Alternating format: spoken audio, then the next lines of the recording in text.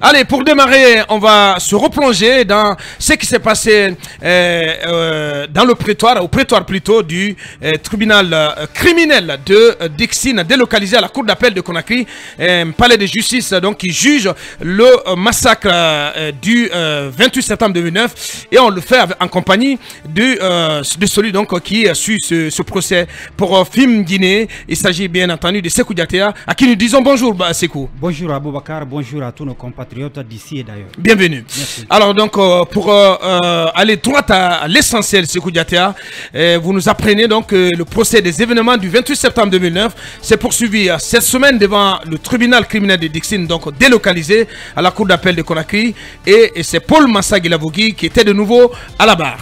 Oui, son interrogatoire s'est poursuivi avec les avocats de la défense. Lundi, il a commencé par répondre aux questions du maître Abdoulaye Keïta, un des conseils du colonel Moussa Keboro Kamara. Précédemment, l'accusé avait affirmé que derrière les sévices corporels dont il a été victime après son arrestation en 2009, il y avait le colonel Moussa Keboro Kamara. L'avocat de ce dernier a défendu que son client était à l'époque au Maroc pour des raisons de maladie. Maître Abdoulaye Keïta est allé jusqu'à demander à Paul Massa Guilavogui si après quelques jours, il n'a pas réalisé qu'il a fortuitement accusé Moussa Keboro et ses hommes. L'accusé répond qu'il n'a aucun regret et qu'il ne peut nullement être poursuivi par Keboro pour accusation fortuite. Il a continué de répondre aux questions d'autres avocats de la défense. L'accusé a alors rappelé que lorsque Toumba Diakité tirait sur le capitaine Moussa Dadis Kamara au camp Koundara, il était chez lui à Sangoua dans la commune de Matoto. Il sera arrêté à 19 h le même jour, non loin de la même caserne, par des militaires à la trousse de Toumba Diakité. Il reconnaît avoir été reçu par le doyen des juges d'instruction mais n'a apposé aucune signature. Il avoue également qu'il a refusé d'engager un avocat devant le juge d'instruction parce qu'il ne lui a pas montré la personne qui a porté plainte contre lui pour non-assistance à personne en danger, a-t-il expliqué. Il ressort du procès verbal de Paul Massa Guilavogui que Toumba Diakité et Begré, ancien commandant du camp Koundara, sont tous allés au stade avec chacun son équipe. Interrogé à propos ce lundi, l'accusé a répondu qu'il ne l'a jamais dit. Son interrogatoire a mis fin à la première phase du procès, celle qui consiste à interroger individuellement les accusés à la barre. Et ça, c'était le lundi. Mardi, voyons ce qui s'est passé donc à ce tribunal. Mardi, la deuxième phase a été amorcée. Elle consiste plutôt à entendre les parties civiles aussi sur le motif de leur plainte. Et le tout premier plaignant qui a été invité à la barre s'appelle Ouri Bailo Ba, Sékou Diatéa. Ouri Bailo Ba est un avocat de profession né en 1970 à Pita. Il dit s'être constitué partie civile dans cette affaire pour avoir perdu son petit frère du nom de l'âge Hassan Ba. Selon Ouri Bailo, son petit frère s'est retrouvé au stade sans le savoir pour avoir été emporté par la vague des manifestants. Il a expliqué que Hassan Ba est sorti de la maison le 28 septembre en 2009, pas dans l'intention d'aller au stade, mais pour aller assister à un baptême de la belle famille d'un de ses amis. Ouri Bailo déclare qu'il est resté en contact avec son petit frère de son arrivée au stade jusqu'au moment où il a cessé de répondre à ses appels.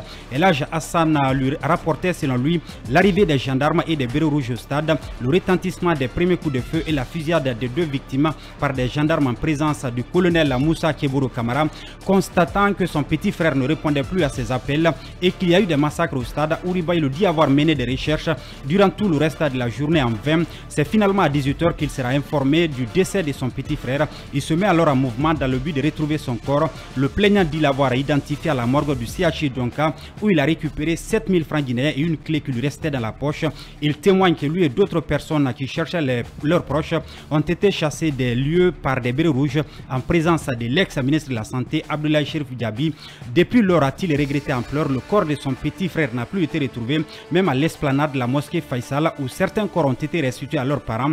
Nous n'avons même pas une tombe où nous recueillir, Monsieur le Président, a-t-il déploré en larmes à la barre. Ouri Bailo Ba, Sékou Diatéa, qui a déclaré à la barre qu'il poursuit le CNDD et l'armée guinéenne, mais au même moment, il dit qu'il ne sait pas comment son petit frère a trouvé la mort au stade. Après ces explications préliminaires, le plaignant a été interrogé par le juge, des magistrats du parquet, les avocats de la défense et ceux des parties civiles. En répondant aux questions de maître Bombi Mara, le conseil du colonel Abdoulaye Chérif Diaby, Ouri Bailo Ba a expliqué que les 57 corps qui avaient été annoncés par les autorités du CNDD n'ont pas été tous exposés à l'esplanade de la mosquée Faisal. N'ayant pas retrouvé le corps de son petit frère à l'esplanade de la mosquée Faisal, il dit avoir procédé à un test ADN sur le corps d'une victime qui lui ressemblait. Ce test qui a été fait à Lyon en France s'est révélé négatif, a-t-il rapporté. Ensuite, le plaignant a révélé qu'il poursuit le CNDD et l'armée guinéenne pour avoir perdu son petit frère le 28 septembre en 2009. Mais est-il mort par balle ou pas? La question lui a été posée par maître Salifou Biavoudi, un des avocats de la défense des Kalozo. Ouri Bailo a répondu qu'il ne sait pas jusqu'à présent comment Elhaj Hassan Ba est mort exactement, puisque sa plainte vise le CNDD et l'armée guinéenne. Est-elle précise? A enchaîné maître Moussa Sovogi, avocat du colonel Moussa Keburo Kamara. Le plaignant pense que sa plainte est précise parce que, dit-il, c'est un crime de masse perpétré sous le magistère d'un groupe de personnes bien connues. Selon Ouri Bailo Ba, son petit frère était marié mais n'a pas fait d'enfant. Son départ prématuré a plongé sa maman dans un choc sans précédent. Elle en est décédée par la suite, a relaté l'avocat plaignant.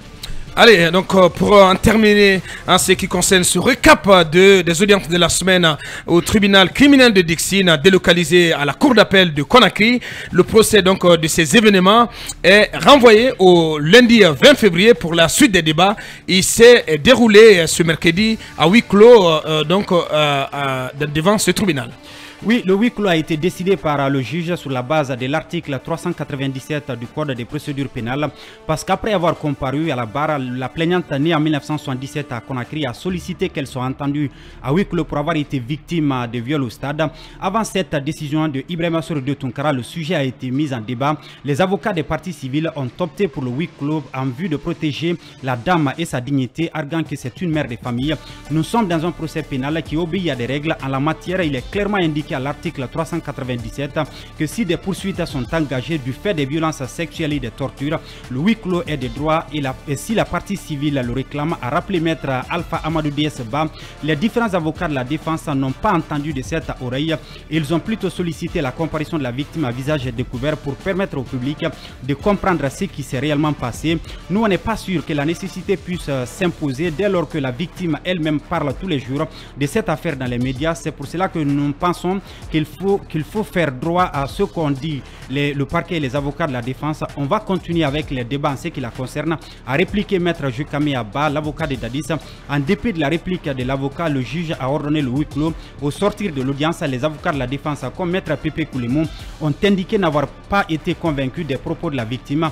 Pendant ce temps, les avocats des parties civiles ont parlé de victoire parce que la victime a eu droit à la parole. Les débats se poursuivent, comme vous l'avez annoncé, le 20 février prochain. Voilà, et c'est donc dans 3 jours exactement, donc le lundi 20 février, devant donc le tribunal criminel de Dixine délocalisé à la cour d'appel de Conakry. Akumba, merci Sékou Diatta, merci pour ce brillant récit, ce récap des 3 jours d'audience donc dans le cadre de ce procès, et bonne continuation Sékou Diatta. Akumba, je voulais recueillir votre avis sur le huis clos qui a été requis lors de la dernière journée des audiences de cette semaine, le huis clos qui a été validé par le président du tribunal au sujet de la comparution de la seconde victime, en l'occurrence une dame qui comparait, qui a porté plainte pour avoir été violée au stade. Aboubakar, puisque le huis clos a été motivé par le président du tribunal suivant les dispositions du code de procédure pénale, moi personnellement je suis pour le huis clos, d'autant plus que c'est une mère des familles. Malgré l'opposition des avocats. Hein. Parfois il y a d'autres avocats. Parfois il y a des oppositions qui comptent juste pour les raisons du principe. Peut-être que eux-mêmes, si ça leur concernait, ils auraient demandé le huis clos. Moi, je suis tout à fait partant pour le huis clos. Bien. Ouais, pour en tout cas le respect de la dignité de la personne qui comparait. Oui, tout à fait. Je suis d'accord avec Akumba que se passe à huis clos parce que ces mères de famille ont été violentées dans des circonstances que nous sommes en train de revivre à travers ce procès. Donc c'est tout à fait, il faut saluer, comment dirais-je, la compréhension de la Cour d'avoir accepté ça. Je dois rappeler que moi personnellement j'avais eu la chance d'interviewer des femmes violées, mais ça avait été facilité par Feu Tchernoma Djousso de l'OGDH. Effectivement. Je sais comment ça s'était déroulé. Il y a de ces femmes qui portaient même des traces de baïonnettes sur le corps. Et il y en avait qui avaient la hantise d'avoir le VIH-Sida. Et donc, je sais ces jours comment que tout ça s'est déroulé. Fait organisé. Ouais, Lincoln. Oui, Abakar, je crois que c'était normal puisque on va témoigner. Jusque-là, nous continuons à recevoir des victimes du stade du 28 septembre. Beaucoup ne viennent pas aujourd'hui parce que elles ne veulent pas qu'elle soit vue ou qu'elle soit quand même vue autrement par la société. Rappelez-vous qu'après cet événement, beaucoup de mariages ont été quand même disloqués. Beaucoup de maris ont pratiquement répudié leurs épouses.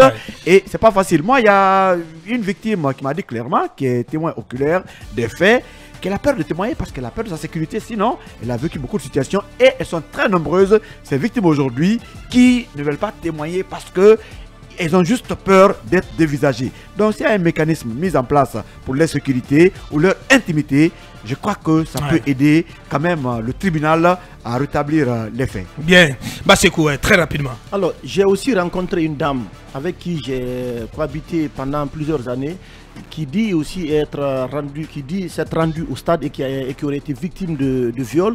Pour sa dignité et pour la dignité et pour le respect de ses enfants, elle a décidé de la famille aussi. De ne pas vraiment comparaître parce que ça pourrait écorner notamment son image, ça pourrait choquer l'opinion et une très bonne partie de sa famille. Je pense que aujourd'hui, le tribunal qui juge ce dossier doit encourager à ce que plusieurs personnes qui auraient été victimes de viol au stade du 28 septembre puissent comparaître dans des conditions par exemple qui sont prévues par la loi comme le huis clos, pour que leur dignité, leur respect soit sauvegardé, pour que la vérité puisse comparaître, puisse jaillir dans ce dossier. Merci Bassekou et à tous les autres. Voici ce qu'on pouvait dire donc sur le récap de ces audiences de la semaine devant le tribunal de Dixine, délocalisé à la cour d'appel de Conakry. Mirador continue.